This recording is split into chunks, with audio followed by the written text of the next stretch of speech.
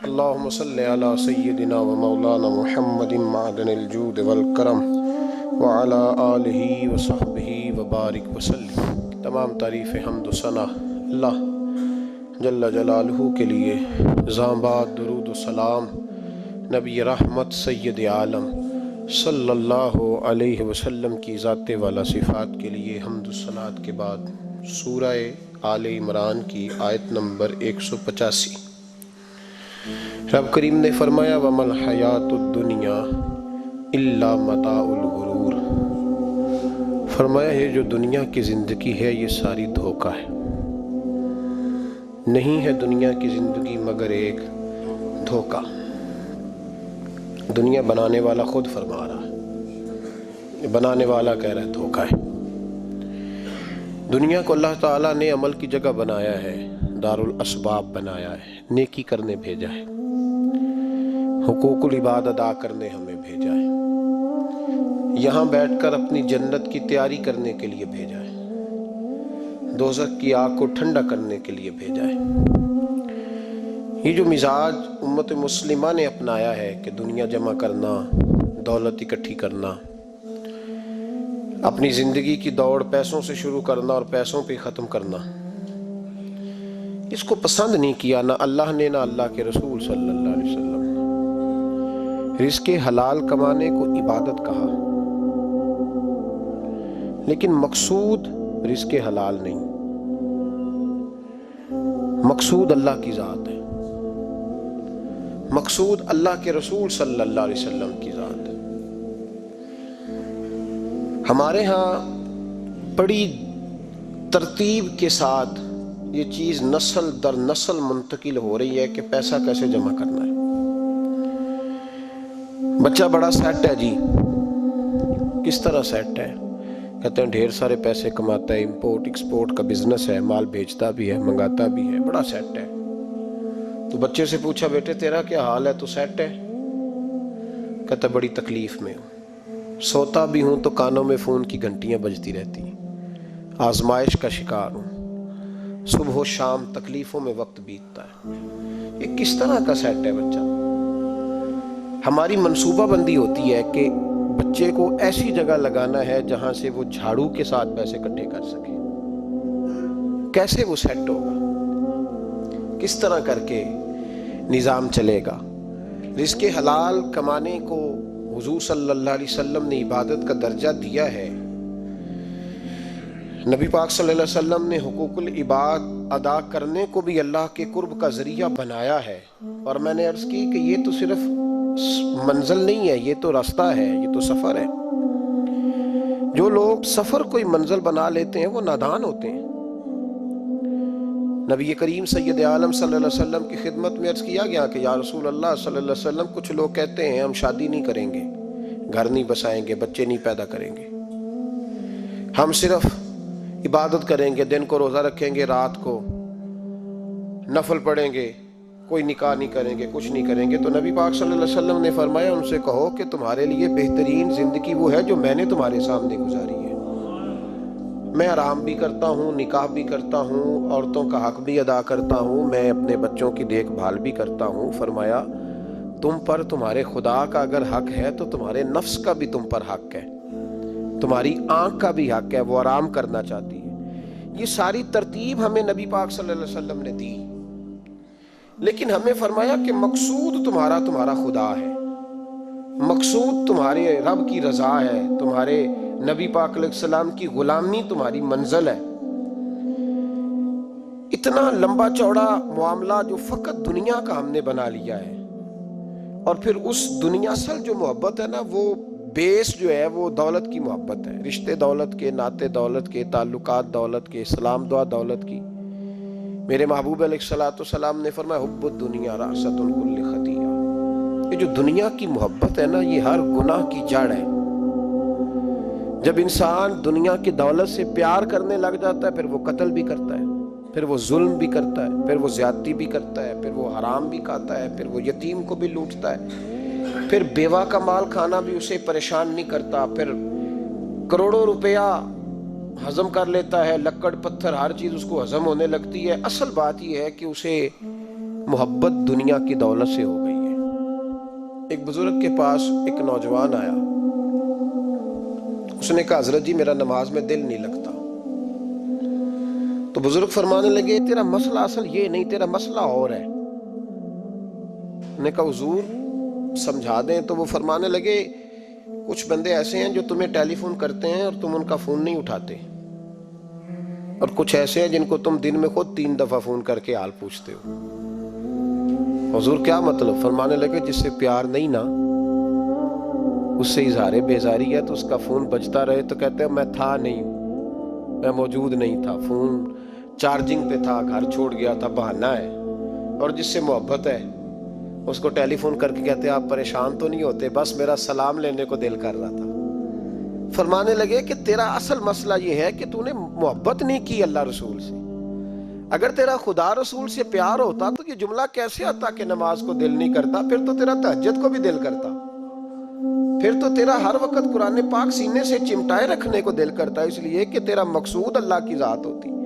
کیونکہ مقصود دنیا داری ہے، مقصود دولت بنا لی ہے معاذ اللہ، مقصود ایک رنگ بنا لیا ہے، اس کا نقصان قوم اٹھا رہی ہے۔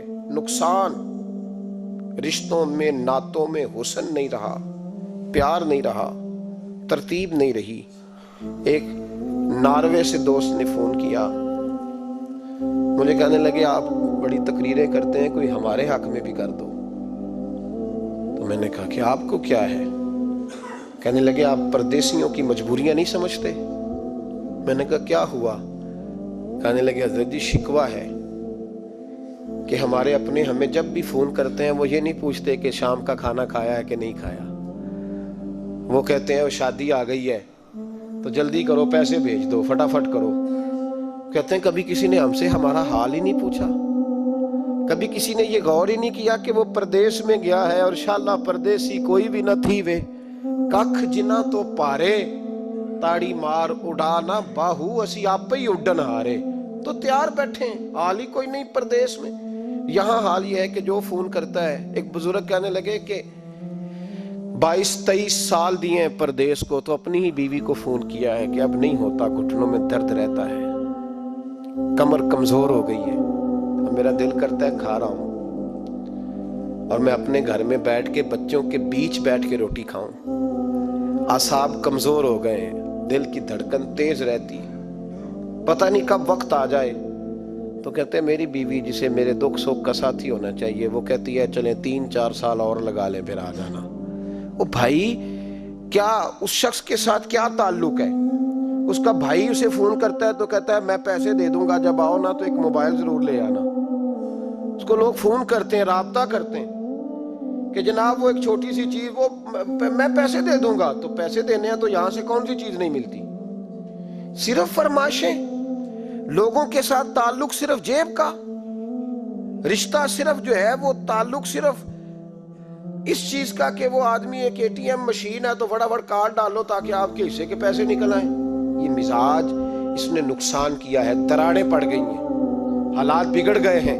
میرے نبی کریم سید عالم صلی اللہ تعالی علیہ وسلم نے رشتوں کو جو وقار دیا، امام غزالی رحمۃ اللہ تعالی علیہ نے لکھا ہے مکاشفۃ القلوب میں، فرماتے ہیں کچھ لوگ قیامت کے قریب آئیں گے جن کے نبی پاک صلی اللہ علیہ وسلم نے نشاندہی کی ہے، ان کے پاس کوئی شخص نہ بیٹھے ورنہ اس کا دل کالا ہو جائے گا۔ کہا حضور وہ کون سے؟ تو فرمانے لگے نبی پاک نے کچھ لوگ بتائے ہیں، ان کے پاس نہیں بیٹھنا۔ کون سے؟ مصطفیٰ کریم نے فرمایا یحبون الدنیا وینسون الآخرہ، جو دنیا کو سے پیار کرنے لگے اور آخرت کو بھول جائیں۔ امام صاحب فرماتے ہیں ان سے دور رہنا، دل کالا ہو جائے گا۔ یحبون المال وینسون الحساب، وہ جو نبی پاک نے فرمایا نا کچھ لوگ آئیں گے جو مال سے تو پیار کریں گے پر اس کے حساب کو بھول جائیں گے، ان سے بچنا۔ فرمایا یحبون القصور وینسون المقبرہ، جو مکانوں سے تو پیار کریں گے پر اپنی قبروں کو بھول جائیں گے۔ اور فرمایا ان لوگوں سے بھی بچ کے رہنا، ان سے بھی پرہیز کرنا کہ جو لوگ یحبون الخلق وینسون الخالق، جو لوگ مخلوق سے تو پیار کریں گے، بندوں سے بڑا پیار کریں گے لیکن اپنے رب کو بھول جائیں گے، ان لوگوں سے بھی بچیں۔ ایسے لوگوں سے نبی پاک صلی اللہ علیہ وسلم نے نشاندہی کی، ان سے بچیں۔ تعلقات میں خلوص ہوتا ہے. جب کوئی آپ کی غربت سے پیار کرتا ہے تو وہ آپ کا اصل دوست ہوتا ہے. جب وہ آپ کی تنہائیوں سے آزمائشوں سے پیار کرتا ہے تو اس کا آپ کے ساتھ رشتہ خالص ہوتا ہے. جو آدمی دولت کو دیکھ کر پیار کرے اور دولت کو دیکھ کر آپ کے ساتھ وابستگی کا اظہار کرے تو اس شخص کا پیار سیدھا سیدھا میرے رسول پاک سید عالم صلی اللہ علیہ وسلم نے ہمیں استغنا کا حکم دیا ہے، بے نیازی کا. یہ دنیا داری میں الجھنا، دنیا کے بن کے جینا، دنیا کے ہو کے رہنا. آپ یقین کریں سارے رشتے، میں نے سعودی عرب میں پیر دیکھے، پیر مریدوں کی لسٹیں لے کے جاتے، ان کو ٹیلی فون ہوتا ہے تمہارے پیر صاحب آ گئے ہیں، تم بھی پہنچ جاؤ. ٹھنڈی بوتلیں لے آنا آتی دفعہ، وہاں وزن اٹھایا نہیں جاتا واپسی پہ. ہمارے کئی سنگی ناراض ہو گئے، حضرت آپ آتے ہیں تو آپ بتاتے نہیں. تو میں کہتا ہوں یہاں بھی یہی کام کرنا ہے. ہم تو اپنے گناہوں کی معافی لینے آئے، تو ہم جس کام آئے ہمیں کرنے دو، کیوں الجھاتے ہو؟ وہاں جا کے بھی جہاں خالصتاً انسان کا رجوع اللہ کا وقت ہے، وہاں بھی وہی حالات پیدا ہو گئے. ہر طرف دنیا داری. اور یہ پیروں کی بات کرتا ہوں تو آپ بڑے مسکراتے ہیں. میں نے بڑے بڑے مفت خورے دیکھے ہیں، بڑے بڑے. یہ ہر طبقے میں ہوتے ہیں، ہر طبقے میں. ایک صاحب مجھے ایئرپورٹ پہ ملے، کہنے لگے جی کتنے دن رہا ہوں، ماشاءاللہ ایک دن بھی روٹی جیب سے نہیں کھائی. میں نے کہا بڑے کامیاب ہو کے آ رہے ہیں آپ، یہ تو بات باعث سے فخر ہے. جا کے کسی اخبار میں فوٹو چھپواؤ. کہنے لگے جی بڑے دوست، بڑے سنگی، بڑے کوئی ادھر سے کوئی چیز لے کے آ رہا ہے ادھر سے. تو میں نے کہا یہ کوئی فخر والی بات ہے، کوئی بتانے والی بات ہے؟ تو اللہ کی بڑا ہے جی. بھائی مفت خوری کا مزاج اور توجہ رکھنا کہ اب اس سے مجھے کیا مل سکتا ہے، اور اگر کوئی نہیں لے کے آیا واپس گیا تو شکوہ کرنا، دیکھو چل کے آ گیا، اس کو خبر ہی نہیں کہ جاتے دفعہ چلو بندہ 6 بوتلیں لے جائے، کیا فرق پڑتا ہے. یہ کمزور ذہن ہے، یہ دنیا داری ہے، یہ نفس پرستی ہے، یہ پیسے کی غلامی ہے. میرے نبی پاک صلی اللہ علیہ وسلم نے فرمایا جو رب کے بندے ہوں گے ان کے قیامت کے دن چہرے چمک رہے ہوں گے. تو یا رسول اللہ صلی اللہ علیہ وسلم اس کے علاوہ بھی کچھ بندے ہیں؟ فرمایا لعن عبد الدنیا وعبد الدرہم. فرمایا کچھ دنیا کے بندے ہیں، کچھ درہم کے بندے ہیں. ترجمہ یوں کر لو کچھ ڈالروں کے بندے ہیں. یہ حدیث مشکات میں موجود ہے.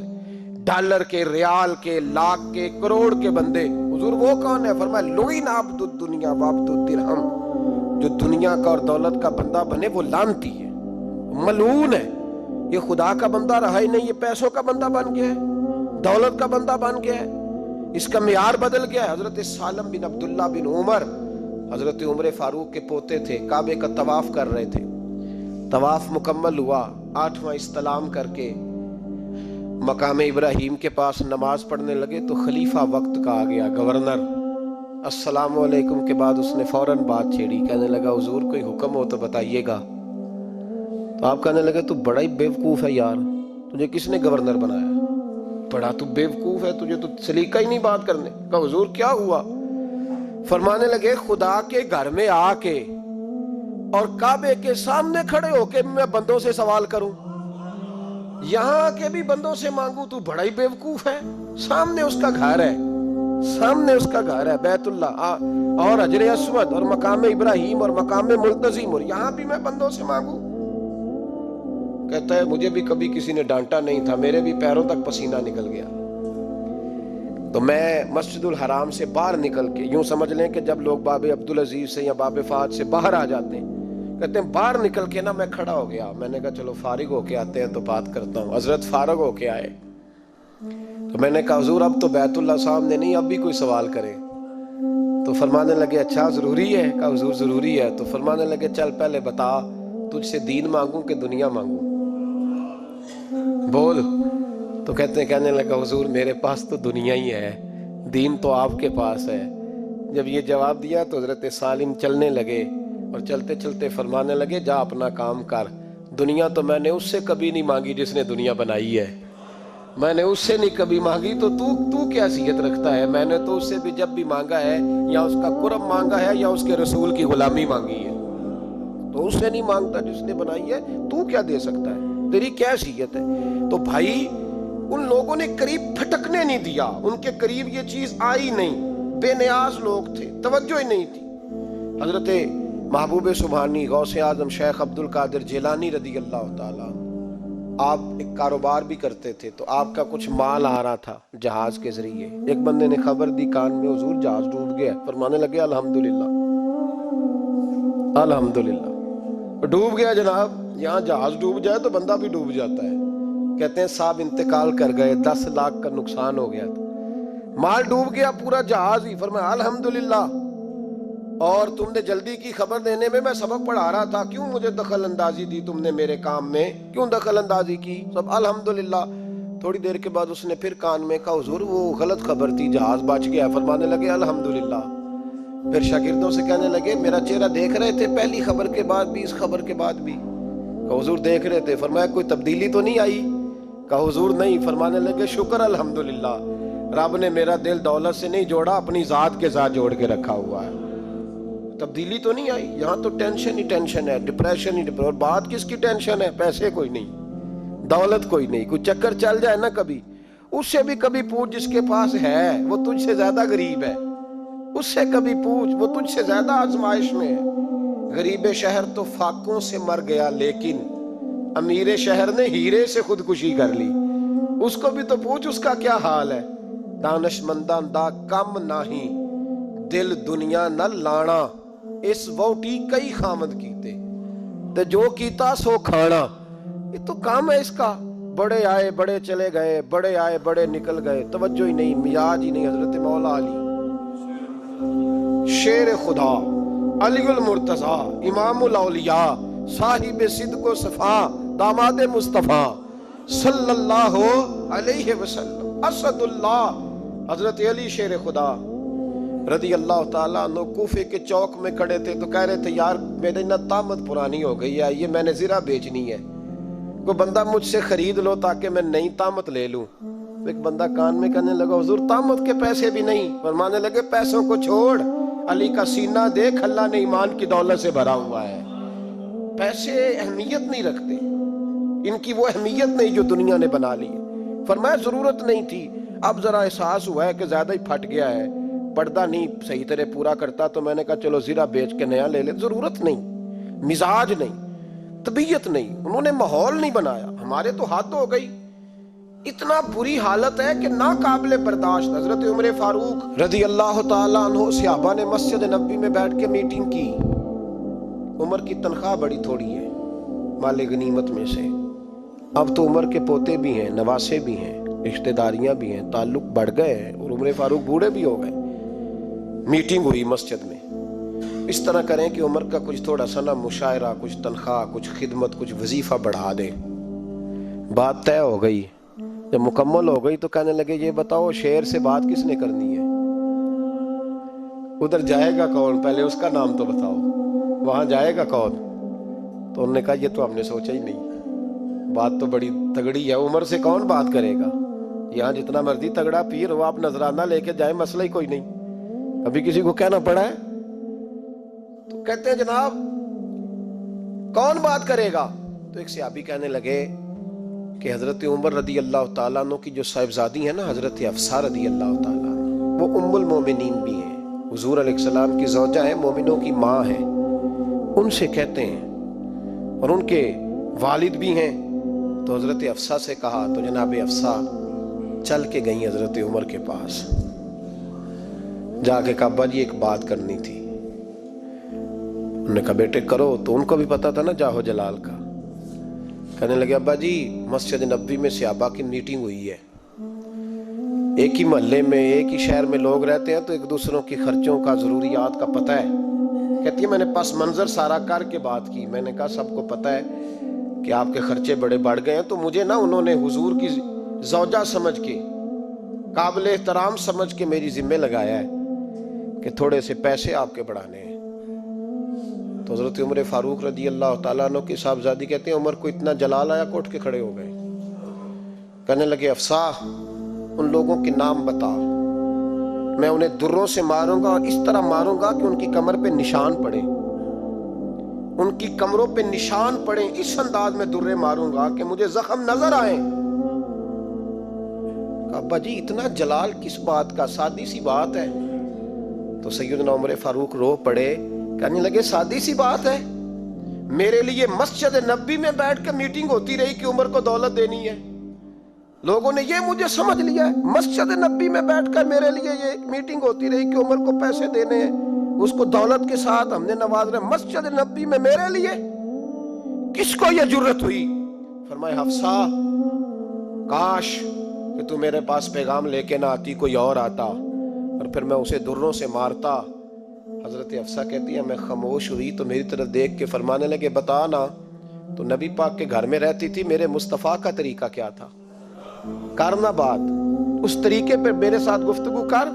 تو حضرت حفصہ کہتی میں رو پڑی. میں نے کہا ابا جی غلطی ہو گئی, آئندہ نہیں کروں گی. بھائی معیار بنایا ہوا تھا. آپ یقین کریں ہمارے تعلقات آپ شادی پہ دیکھ لیں, جو غریب رشتہ دار ہے اسے کون بنانے جاتا ہے, لیکن ساری برادری کٹھی اس کے دروازے پہ بیٹھی ہے, جس نے آنا ہے تو کچھ لے کے آنا ہے. ہر چیز دولت میں تلے گی, معیار ہی دولت بن گیا ہے, مقصود ہی دولت بن گیا ہے. اس پیسے نے, اس دنیا داری نے, دنیا دار پجاری زردے کتیاں دے گل ٹلی ہو, اتنا سخت رویہ لوگوں نے اپنا لیا, رشتوں کا تقدس نہیں رہا. ایک مجلس میں نے ایسا رنگ بھی دیکھا, ایک ایسا شخص جسے میں ذاتی طور پہ جانتا ہوں کہ عالم بھی ہے, پرہیزگار بھی ہے, نیک بھی ہے, وہ بھی بیٹھا تھا اور اس کے ساتھ ایک سیٹھ بھی بیٹھا تھا. لیکن جو لوگوں کا عقیدت کا رشتہ اس درویش کے ساتھ ہونا چاہیے تھا وہ سیٹھ کے ساتھ تھا. تو میں غور کر رہا تھا کہ یار قوم کا ذہن کس طرح کا ہو گیا. صرف اس کے ہاتھ میں پیسے, صرف دولت مند ہے, اس آدمی کی درویشی بھی گئی, علم بھی گیا, تقوی بھی گیا, صرف پیسے نہیں ہے اس کے پاس تو وہ کونے میں لگا ہوا ہے اور اس سے لوگ بچ بچ کے سلام. اور میں کہا کرتا ہوں عقیدت کا پتہ چلتا ہی تب ہے جب اجتماع ہوتا ہے.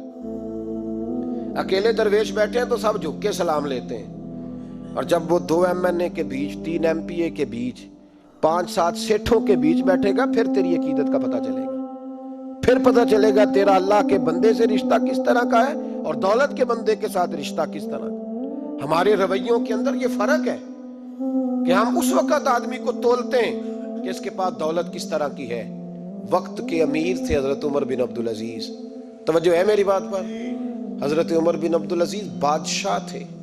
اب ہم لوگوں نے بھی بچوں کا بہانہ لگایا ہوا ہے نا, بس جی وہ میں چاہتا ہوں بچوں کا کچھ بن جائے, تو بچے بالغ ہو گئے تو کرا نا رجسٹریاں ان کے نام, فارغ ہو جاؤ, آ جاؤ مسجد میں چھوڑو. لیکن پھر بھی کنجیاں دینے کو دل نہیں کرتا, پھر بھی بابا جی کی پیالیوں سے مرنے کے بعد پیسے نکلتے ہیں, پھر بھی ان کے تکیے کے بیچ سے بھی کچھ وہ نوٹ نکل آتے ہیں جو اب چلتے بھی نہیں. گزر گیا زمانہ, یہ لگتے ہی نہیں. بزرگ ناراض نہ ہو جائیں, لیکن جو بات کر رہا ہوں بہرحال اس کے پیچھے کچھ پس منظر ہے. یہ بھی بہانہ ہے. بینک بیلنس اپنے نام, زمین جائیداد ساری اپنے نام, اور کمائی کس کے لیے کر رہا ہے؟ بچوں کے لیے. نام کس کا لے رہا ہے؟ بچوں کا. یہ کس طرح کا بچوں؟ بہانہ نہ لگاؤ, صاف کہو کہ اپنے لیے کما رہا ہوں, صاف کہو. کیوں بچوں کا نام لیتے ہو جب ہر چیز کی کنجی تو رکھی ہوئی ہے باندھ کے اپنے ساتھ. حضرت عمر بن عبدالعزیز بادشاہ تھے. آواز دی, گھر میں بیٹھے, بیٹی پانی کا پیالہ تو لاؤ. بیٹی خاموش ہو گئی, ساتھ والا کمرہ بیٹی کا. پھر آواز دی, بیٹے سن رہی ہو؟ ابا جی سن رہی ہوں, پانی کا پیالہ دینا. بیٹی خاموش ہو گئی. تیسری آواز دی تو زوجہ پانی لے کے آ گئی. نے کہا حضور پانی. حضرت عمر بن عبدالعزیز کو غصہ آیا, کہنے لگے بچے کس لیے ہیں, وہ خود کیوں نہیں آئی؟ اب اتنی نافرمان ہو گئی ہے کہ ایک پیالہ پانی کا باپ کو نہیں دے سکتی, کیوں نہیں آئی؟ تو زوجہ کہنے لگی چلیں درگزر کریں. اس نے کہا ابا کو نہیں بتانا, پی لے. کیوں نہیں بتانا؟ بتاؤ کیوں نہیں آئی؟ میں نے اس کو پکارا تھا, تمہیں پکارتا تو تم آتی, تمہیں بتانا پڑے گا. جب بات ذرا آگے بڑھی تو ماں تھی نا, بات بیٹی کی تھی, تو اماں رو پڑی, آنکھوں میں آنسو آئے. کہا کیوں روئی ہو؟ کہنے لگی بیٹی کا پجامہ پھٹ گیا, دوسرا ہے نہیں, اور آپ لے کے بھی نہیں دیتے.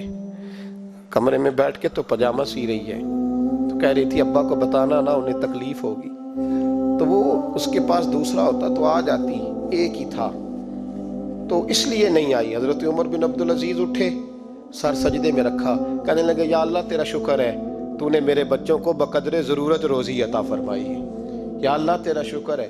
ایک روایت میں نے پڑھی, کلیجہ منہ کو آیا, مصطفیٰ کریم بیٹھے تھے تو سیدہ عائشہ صدیقہ رضی اللہ تعالیٰ نے عرض کی یا رسول اللہ صلی اللہ علیہ وسلم وہ دیکھیں سیدہ فاطمہ آ گئی ہیں، وہ دیکھیں بی بی صاحبہ بغیر بتائے آ گئیں۔ حضرت فاطمہ الزہرا آئیں، حضور نے فرمایا فاطمہ بغیر اطلاع کے؟ حضور چھوٹا سا کام تھا۔ کیسے آئی ہو؟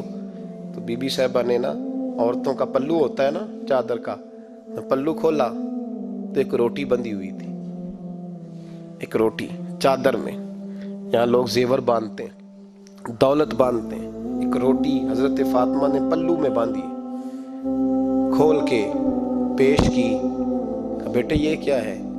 کہا ابا جی کئی دنوں سے گھر میں روٹی نہیں پکی تھی، آج علی کچھ جون لائے تھے، پیسے ہیں، چند روٹیاں بنی ہیں، تو بچوں نے تو کھا لیا، تو میرے سامنے بھی ایک روٹی آئی تھی، میں نے لقمہ توڑا ہے تو مجھے خیال آیا پتہ نہیں مصطفیٰ نے کھایا ہے کہ نہیں کھایا، پتہ نہیں حضور نے روٹی کھائی ہے کہ نہیں، میں لے کے حاضر ہو گئی ہوں، مہربانی فرمائے۔ تو فرمایا بیٹے بیٹھ جا۔ حضرت فاطمہ بھی بیٹھ گئی، سیدہ عائشہ کہتی ہیں حضور بھی بیٹھ گئے۔ فرمایا فاطمہ کتنے دنوں سے نہیں کھایا؟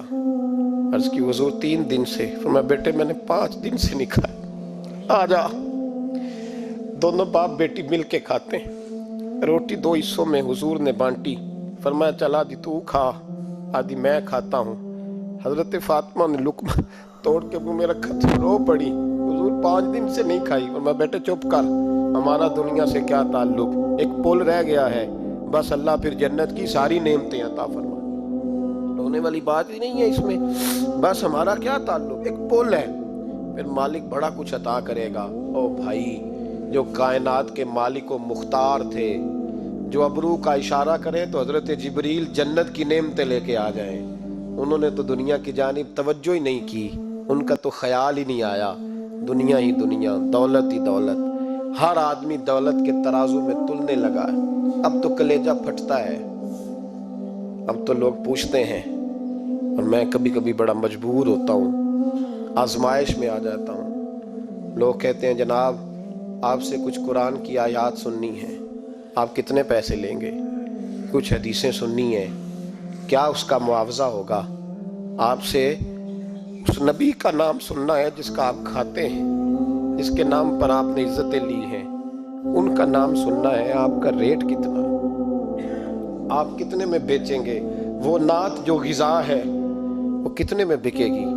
جب دنیا داری کا یہ حشر ہو جائے کہ وہ رسول اگر ان کا نام نہ رہے تو ہماری سانسیں ہی نہ چلیں، ان کا نام بھی جب اس طرح کمرشل کر کے لیا جائے اور اس طرح وہ چیزیں بھی ریٹ میں آ جائیں، تو بھائی اس سے بڑی اور دنیا داری کیا ہوگی؟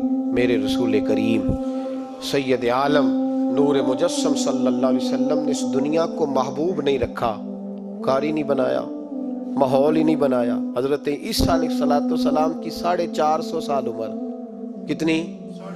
4.5 نہیں، میں نے کہا 450 سال حضرت عیسیٰ نے شادی نہیں کی، گھر ہی نہیں بنایا، ایک پیالہ ہوتا تھا پانی پینے کا، ایک تکیہ ہوتا تھا۔ ایک دن ایک بندے کو دیکھا کہ وہ بازو کا تکیہ بنا کے سو رہا ہے، تو حضرت عیسیٰ نے وہ تکیہ بھی خیرات کر دیا، کہنے لگے اس کے بغیر بھی کام چل جائے گا۔ ایک پیالہ تھا پانی پینے کا، ایک دن دیکھا ایک آدمی چلو میں پانی پی رہا، تو وہ پیالہ بھی اللہ کے راستے میں دے دیا، کہنے لگے اس کے بغیر بھی کام چلتا ہے۔ کسی نے کہا نکاح کیوں نہیں کرتے، گھر کیوں نہیں بساتے؟ تو فرمانے لگے 450 سال تو عمر ہے، اللہ کو راضی کروں کہ گھر بساؤں، سجدے کروں یا میں دنیا داری کروں؟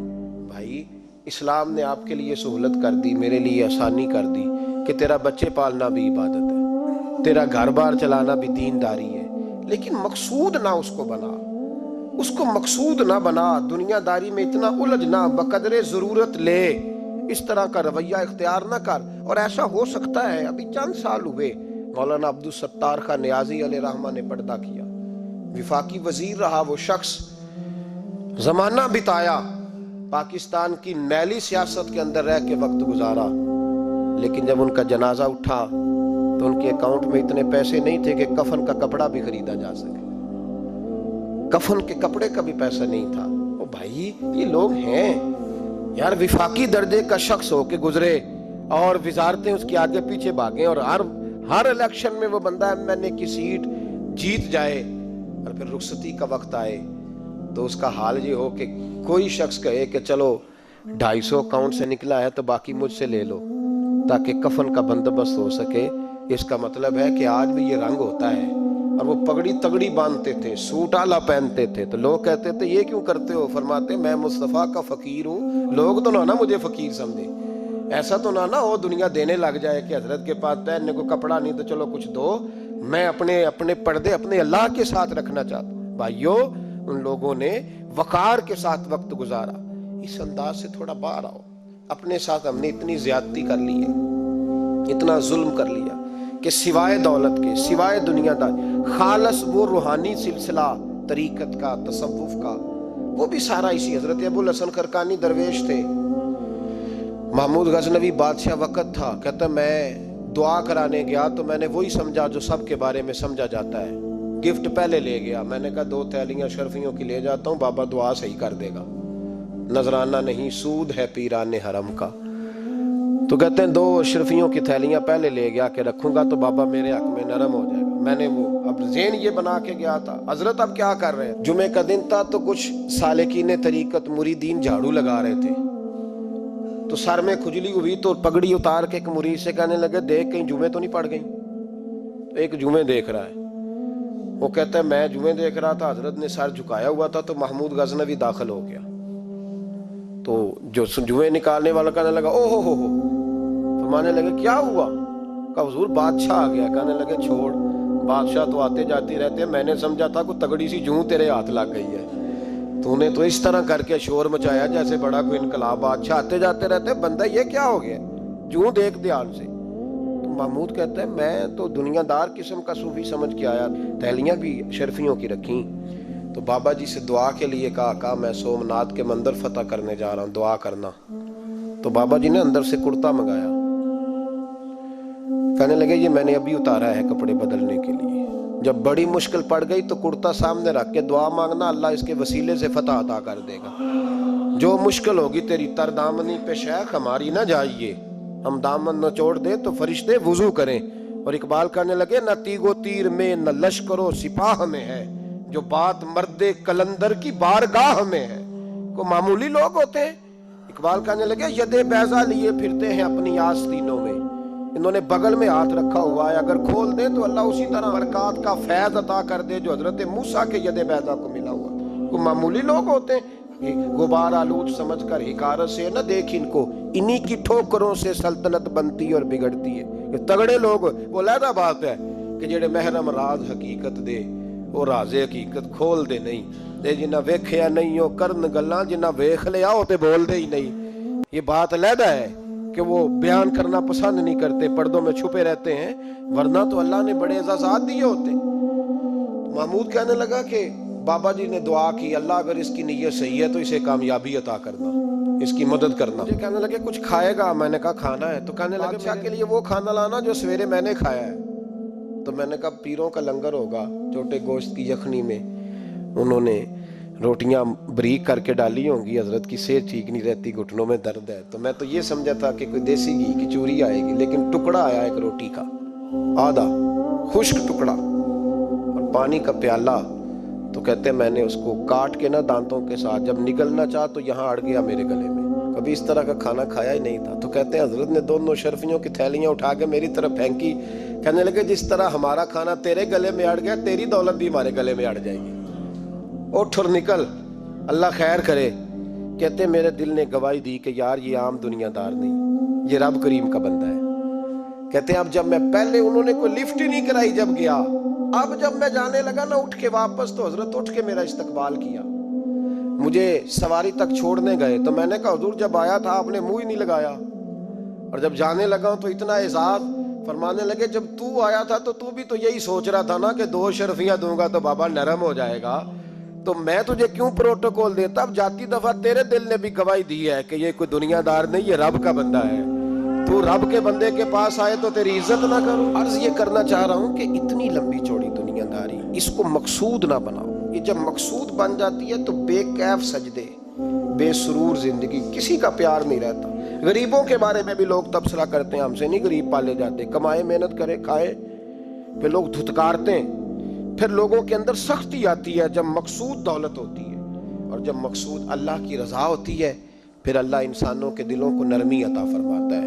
اس کو مقصود نہ بناؤ، اس کو مقصود خدا کی ذات، اللہ کی ذات، فکر آخرت، قرآن سینے سے رہے، اور زبان پر جو چیز ہر وقت جاری رہے وہ رسول اللہ کا درود و سلام۔ باقی چیزوں